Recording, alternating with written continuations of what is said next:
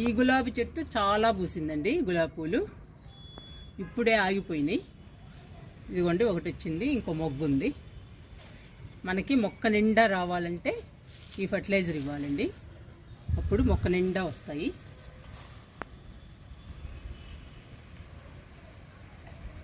ఇంత వేస్తున్నానండి. 100 రూపాయల టబ్బు కాబట్టి మట్టి ఎక్కువ ఉంటుంది 100 రూపాయల టబ్బుకి, అందుకని నేను ఎక్కువ ఇస్తున్నా. మీరు 50 రూపాయల టబ్బులో కానీ చిన్న కుండీలో కానీ మీరు గులాబీ మొక్కలు పెట్టుకున్నప్పుడు ఇందులో సగమే ఇవ్వండి, సరిపోతుంది.